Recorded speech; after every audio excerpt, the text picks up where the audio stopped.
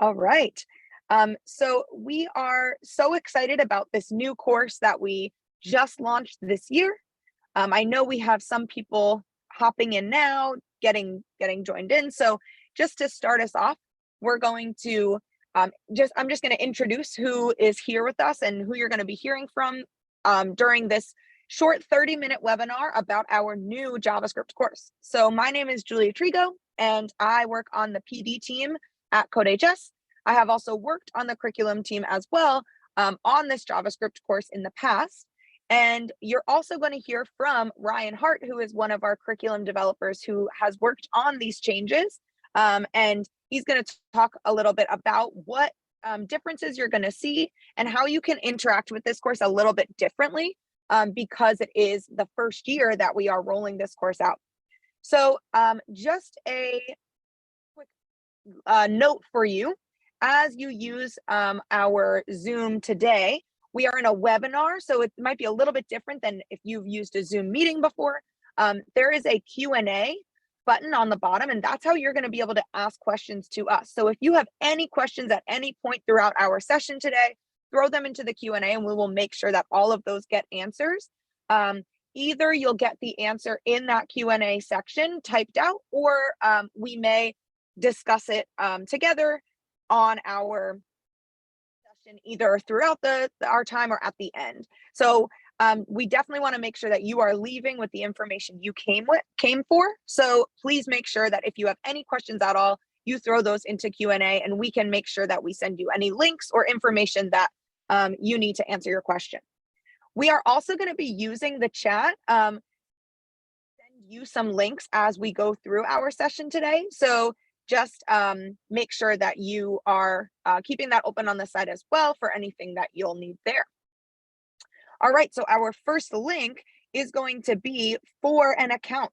So if you have not signed up for a CodeHS account yet, you can go right to this codehs.com/signup link, and you are able to, oh, my headphone just died, but I think I'm still good. Ryan, let me know if you can't hear me. Okay, so you can go to this link and you can create an account so that you can get all set up and ready to join our course that we're going to be discussing today. So we have a lot to cover in our short time. We're going to start with just a course overview. Then we're going to talk about a breakdown of our changes. And you'll see this word corgi. We're going to talk to you a little bit about what that actually means. And then what does pilot mean? Because this is a pilot course. It's our first year, and that does mean it's going to work a little bit differently. We're also going to talk about this feedback star option that we have, and then we'll definitely make sure we answer any of those questions. So I'm going to throw this link into the chat as well. If you would like to have the slides up as we go through our session today, you can open up that link, but you will be receiving a email after our session with a recording of our session today, as well as these slides. So you don't need to open them if you are just want to sit back and watch. All right, so let's hop right in. We're gonna look at our course overview, and I'm gonna copy this link and throw you this link, which is the overview. This is a learn more page about this course, which is our Intro to Computer Science in JavaScript, which we call Corgi. So you may have taught our JavaScript course before, which we call Golden. They're all different dog variations because of Carol in this course, if you have used our Golden course before. So our new course is going to be called Corgi. And the overall layout of the course is going to be similar. So we're going to talk about that main course, and these are going to have a lot of similarities to our Golden course, and then we'll jump into those specific differences in just a bit. So this course is a full year high school course for grades about 9 through 12.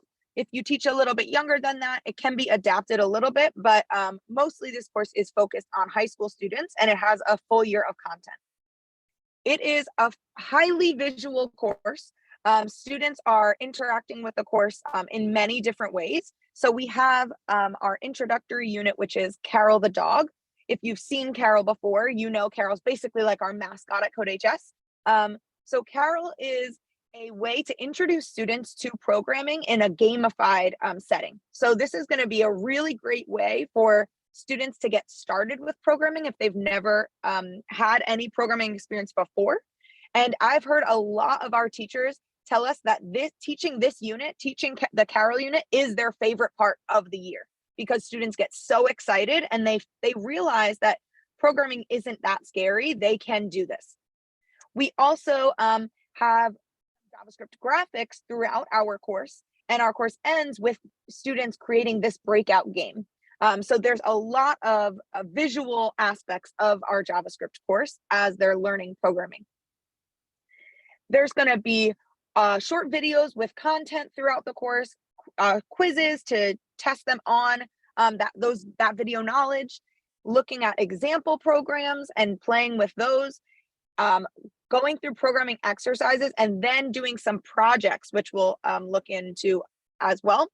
And students can come into this course with no background in programming, and they will start from scratch. They will get all of the information that they need to know. Our course is also entirely web-based. So if you have not used CodeHS before, all of our content is on our system. So you don't need to install or use any external software. Your students are going to be completing exercises all on our web platform, and you are going to be able to go in and grade and look at those exercises on your own platform as well. The structure of our course is broken down into modules. So you'll see here we have modules 1 through 5. Those are the units of the course. Inside each module is going to be a certain amount of lessons, which you'll see here. And then inside each lesson is going to be activities. So these are the actual pieces that students are completing. And as they work through the course, they are going to be getting different colors throughout their course to note how they've completed things, if they have passed our auto graders, and if they're ready to move on to the next activity.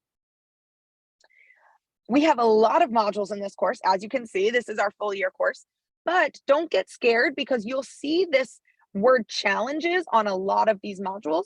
And that means that students are just going to be practicing in a higher level with the content that they learned in the previous module. So you'll see we start with Programming with Carol. They're learning all of that content. And then we have some Carol challenges. And these are both, some are open-ended challenges where students are able to get creative. Some are just higher level where it might take students 1 or 2 or 3 class periods to fully complete a program. So these are really good options for what you want to use when you are grading material. A lot of these challenges, teachers like to use either pair programming or small groups so that students can learn to program with others, which is a really important skill that also makes students understand that their code has to be readable by other people as well. You'll see we have Carol as our intro unit. Then they're learning about JavaScript basics and the graphics. So this is going to be a new module that we're going to take a look at. We then are going to have some challenges with graphics, learn those control structures and functions.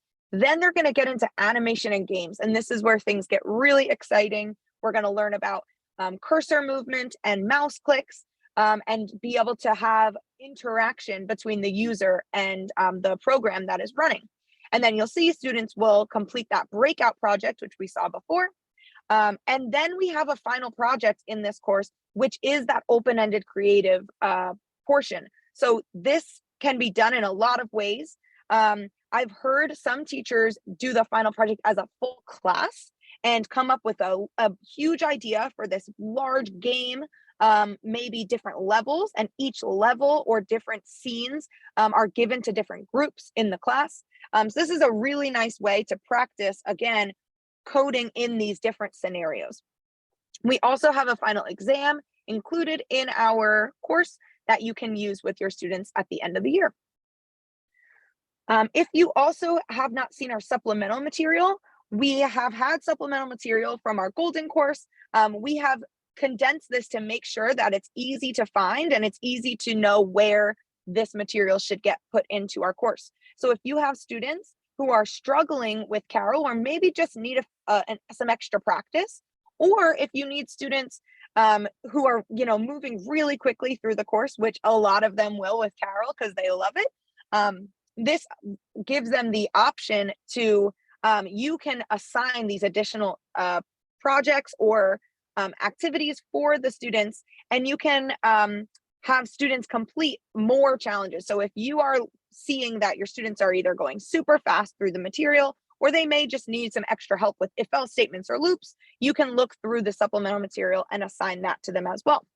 And you'll notice the last bit of supplemental material that we have is our midterm. So that is not coming in the main version of the course. So if you do want to use our midterm, or maybe even just take a look at it to see where your students are, you can use this in any way that you see necessary. So you can take the midterm questions and sprinkle them throughout, use these as do nows or exit tickets. That midterm is in our supplemental material as well. All right. I am going to turn it over to Ryan to go through the breakdown of our changes from our Golden course to our Corgi course. So if you've used our Golden course, these are the real big things that are changing. And I am going to put this link into the chat. We did release a blog post that talked about all of these changes that were coming. So this is a good place to see all of those at once. But Ryan is going to bring us through what these changes are and how they'll look for you. Awesome. Thanks, Julia.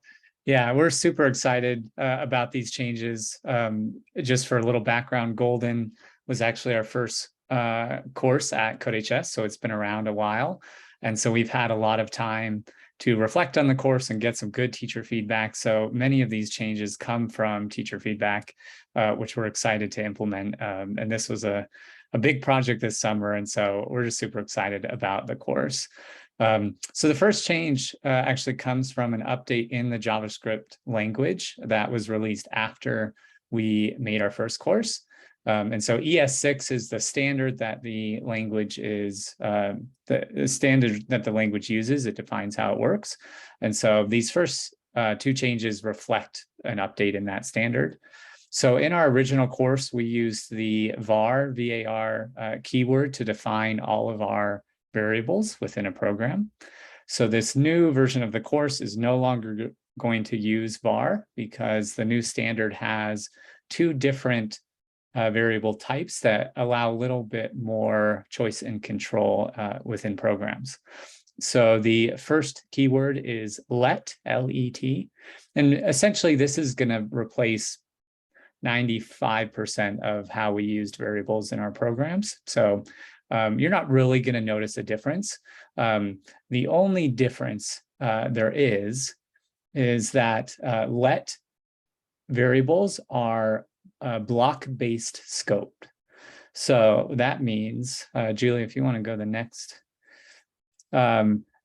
when you define and declare a let variable, it is locally scoped to the curly brackets it is declared in. So in this case, the fourth variable is declared within the, so there's a bug in front of me. It is declared within the curly brackets of the if statement.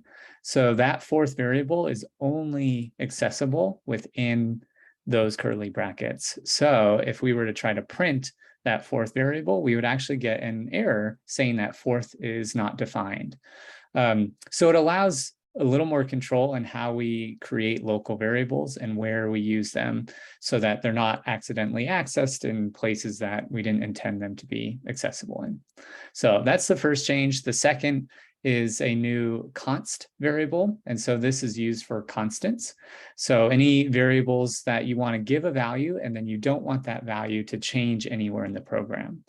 Prior to const, we were using var in this case, and we use the all caps to help students see that it's a constant variable, but that value could change. So now with the const keyword, once the value is assigned, it cannot be changed. And so if I were going to try to run the line there at the bottom that says radius equals 5, that would result in an error because I can't reassign a new value to any const variables. So this is great. So we'll use these in the course, mainly for defining parameters like a radius, and help students distinguish between what do we want to change and what do we want to just keep constant.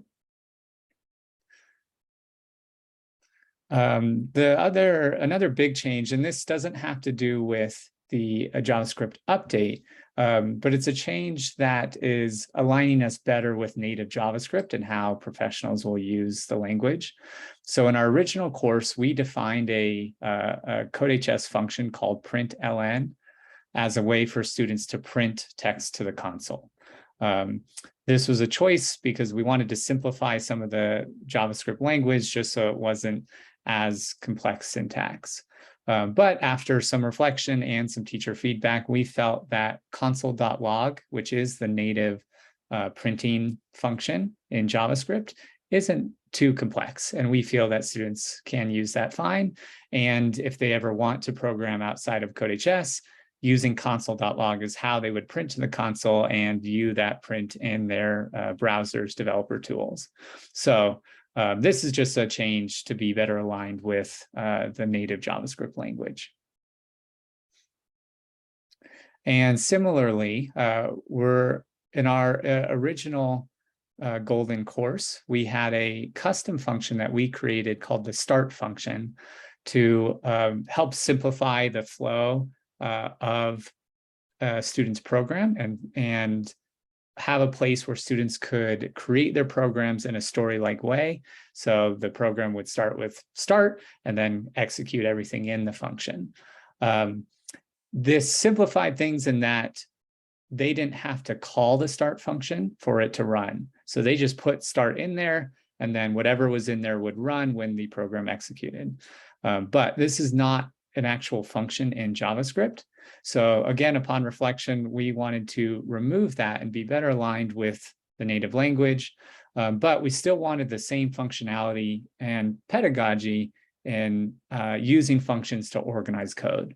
So we're now using what we've defined as the main function, and it's not a special function. It's just a normal function, but we're going to use it the same way as start, in that it's a starting place to create the story of the program. So that's where they're doing all the function calls in the program. And the only difference is they have to call the main function in order for the program to do anything. If that bottom line was not there, then nothing would execute when they run this. So same structure, same pedagogy, just better aligned with JavaScript and using main instead of our special start. Cool. So those were a little more related to syntax. I think the biggest changes are related to structure and support and pedagogy. Again, this course has been around for 10 years. And so we've had a lot of time to reflect on it, a lot of good teacher feedback.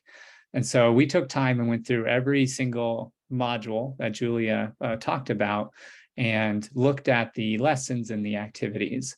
And so we made some general improvements in terms of clarifying descriptions, auto graders, solution codes, things like that, just to generally improve the content that is there. And then we also added new activities to help diversify, the type of subjects and topics, and to provide more practice for students. And then we did some organizational shifts as well. So one of them that you'll notice is that we added a JavaScript basics, or a basic functions lesson in the first JavaScript basics module. So this is the first module after the Carol unit.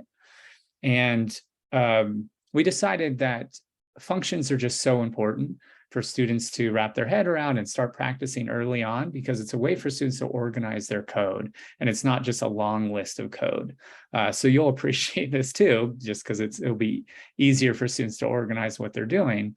So this lesson will introduce just the basics. It's not going to get into parameters or return values, but it will show them how to create their functions and then use them to organize what they're doing. And students, if they've completed that Carol module, they will have already been introduced to functions as well. So this will just be a review and taking that from Carol into JavaScript as a language. And so the second big shift, and this came from a lot of teacher feedback, was that we had a graphics lesson in that first module, but the difficulty just was a huge leap from console-based, like learning to print and variables. All of a sudden, they had to do graphics at the end of that module. So we decided to remove that lesson and create its own graphic module that follows that basics module, and provide a lot more support and scaffolding in introducing graphics. So what was once one lesson is now 3 lessons, and we get into just a little more of the fundamentals with graphics. So introducing the canvas explicitly, and coordinate systems, and then the different graphics objects, and then spending some extra time in helping students use the coordinates of the graphics to manipulate their position and their size. So there's a lot of new activities and examples here to kind of flesh out this concept, and hopefully this will provide a lot more scaffolding and just support as students transition into graphics, which is something that they'll be using throughout the rest of the course. So hopefully they'll have a stronger foundation for those types of activities. And probably one of the first changes that you'll notice if you were a golden user is that we went through every single video and slide deck and updated them to new, modern, sleek slides. So they just look significantly better. And we improved the pedagogy. So hopefully it's a better learning experience as well for students as these new topics are introduced. So we're really excited. The whole team worked on this, the curriculum team. And so one of the other things we want to address is just having a diversity of voices in these videos. So it's not just one person speaking. We now have a variety of voices. And so hopefully that that's just a nice change, and students can hear people that sound closer to them, or just, different people in this main intro course. So yeah, we're very excited about just the new look and having all those voices in there. Cool. So yeah, Julia mentioned that this course we're launching as a pilot. So let's talk about what that actually means. Awesome. So what it really just means is we're communicating to you guys, to teachers, that this is the first year that this course is available. And because it's one of our main introduction courses, we wanted that communication to be upfront and clear, that it doesn't have the 10 years of little fixes along the way. And there will likely be some feedback that we will be implementing throughout the year, just to help clarify or fix typos or things like that. And so we really appreciate teacher feedback. And so any teacher who elects to use Corgi as their course will be able to provide feedback on all of the activities. And so we do this via the feedback star. And so when you choose Corgi as the course for your section, any activity that you open from that course will now see this little star on the top navigation bar. And this is just for you, just teacher accounts. So students won't see that. And so when you click on that, you'll be given an opportunity to type in feedback. So if it's positive or constructive, both are very helpful. And then that feedback is linked to the activity that you are viewing. So in this case, the screenshot shows a new activity we added in that first module, ASCII animals. And so if you click that and left feedback, I would see that it is linked to that specific activity. And I will be addressing most of it. So yeah, here's a face to that process. And yeah, we really appreciate it. Again, you guys are the ones in the classroom, seeing how it works. And if you have ideas, it's awesome to hear from you. So yeah, hope you take advantage of that. Cool, and I'll pass it back to Julia now. So that's kind of the specifics of the Corgi updates. Definitely check out the blog.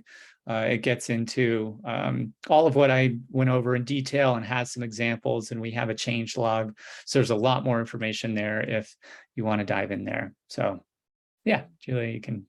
Yeah, thank you, Ryan.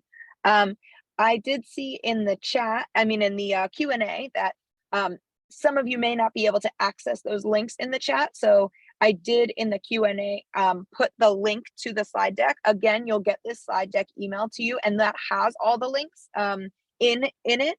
So you'll be able to get those links as soon as that email comes through. And I also saw another question about a teacher who said they just started using the Golden course and wondering, should they now switch over to Corgi? My response is that is completely up to you. Like Ryan said, you know, this is our pilot year. We have a lot of teachers still using the Golden course for sure. And that is still our recommended course because, like we said, it has existed for 10 years. We know that course, we've been using it for so long that we know we've made all those changes as we've gone through. There's been so many students who have learned JavaScript using that course. So the Golden course is definitely still a very good option for you to use. But if you are interested, especially as students are going through Carol, you can take some time as students are working on that Carol unit and check out the Corgi course and see those differences, see how you feel about that new material.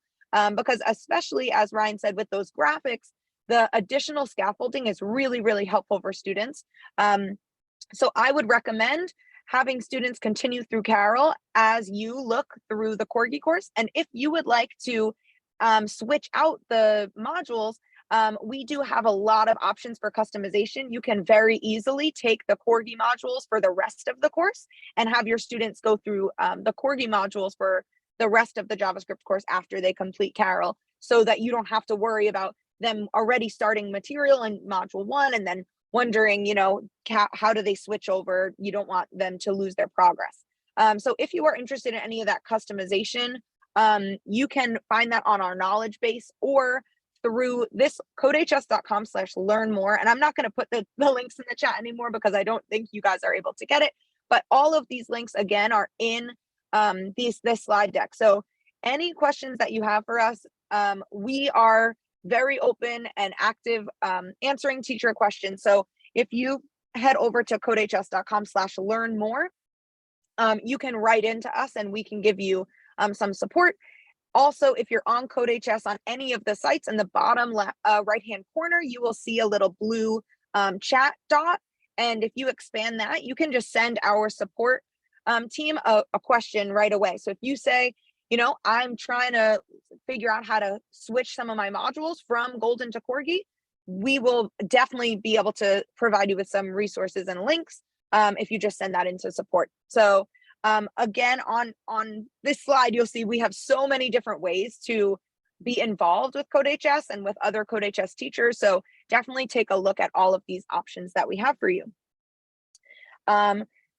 Similar to how we just went through our quick 30-minute webinar here, if you are someone who maybe hasn't looked into CodeHS that much, or maybe you're just getting started, this is your first year using it, we do have another webinar coming up tomorrow, getting started with CodeHS, just going over all the basics, and that will be at 1:30 p.m. Central Time. Then we also have a brand new project catalog, which we're launching next week. This is going to be the first look at this new project catalog that our curriculum team has been working on, making a lot of cool standalone projects that you can add into our courses. So this is going to be a really good resource for you if your students want some larger projects to be able to work on and you're just not sure how to get those.